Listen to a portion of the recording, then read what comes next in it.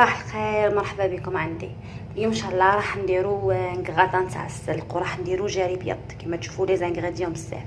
عندي صدر دجاج، عندي بصل، طماطم، بيض، مارغرين، عرق تاع السلق دوك نقطعوها رقيق، وزيت. اول حاجه نطيبو لو بلون بولي، هذا صدر الدجاج حنطيبوه في لاكوكوط. هنحط له بصل، ملح، فلفل اسود، زبده، شويه زيت، ونغرق عليه لاكوكوط. كما تشوفوا راني نطيب في البلون بولي تاعي، ندير نقلي فيه ونركب مسطون، نغطيه بالماء حتى هنا ونغرق لاكوكوط حتى يطيب. هاد الدجاج نتاعي اللي عندها فيوند داشي تقدر دير فيوند داشي. من جهه نجيبو مقله كبيره كيما هذه نحطو فيها شويه زيت ونقليو البصله نتاعنا.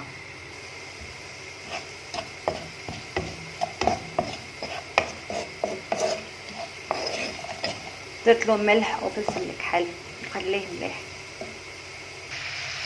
هنا كما تشوفوا حطيت السلق و4 سنينات ثوم وندبلو بالطريقه هذه.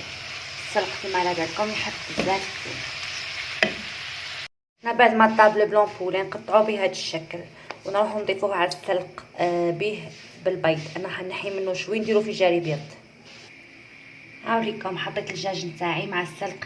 قبيله كي طيبت السلق زدت ربيت عليه حبه طماطم، دوكا عندي كميه من البيض راح نفقصو عليه. هاليكم حطيت البيض وحطيت الفرماج، انا حطيت هذه النوعيه مليح بزاف.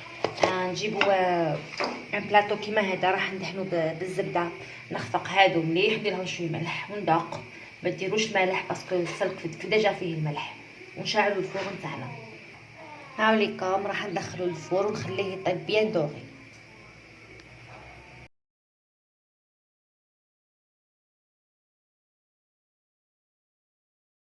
فوالا الكراطه نتاعي راهو طاب، راح نقصوه ونعسوه لكم.